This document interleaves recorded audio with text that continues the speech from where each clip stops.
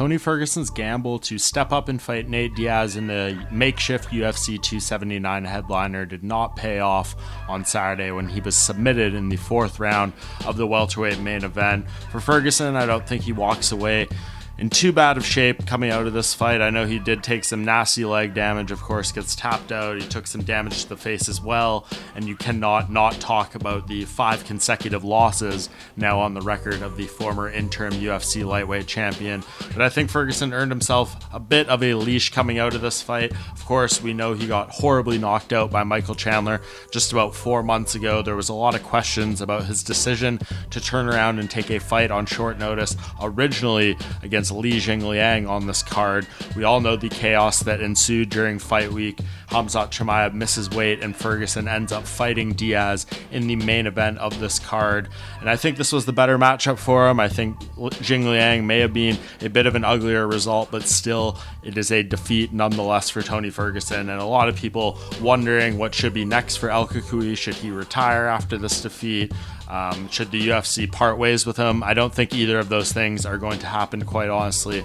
Ferguson, I assume, got some sort of agreement to have a future in the organization after stepping up under these crazy circumstances to kind of save the card here, along with Diaz in the main event. And he said in the post-fight press conference that he very much has an intention of moving forward and trying to rebound from this losing skid. He feels good with the new people and coaches he's teamed up with from various teams here, and thinks he has a good thing to move forward from and have some momentum behind him here. So I think we continue to see him fighting.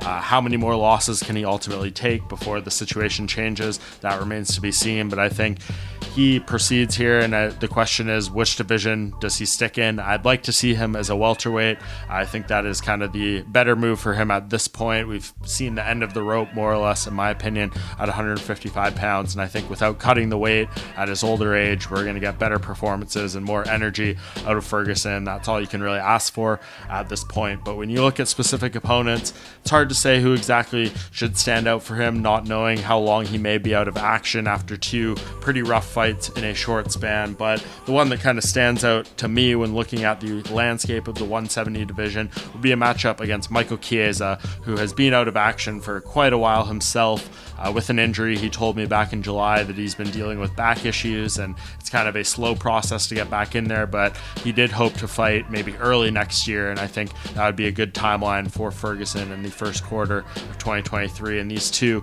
were actually scheduled to match up at one point back in 2018. Ferguson suffers an injury. Kevin Lee ends up stepping in and beating Chiesa on that card, and I think, you know, from there, their paths have been kind of linked together. I'd like to see that fight come to fruition, especially in this new division. Of course, being former lightweights, I don't think the size difference is too crazy for Ferguson. So that's what I'd like to see him going forward if the UFC decides to keep it going with him, and that seems like that's the direction we are going to go. So a 5th consecutive loss for Tony Ferguson at UFC 279, but ultimately, I think we see him continue to fight on.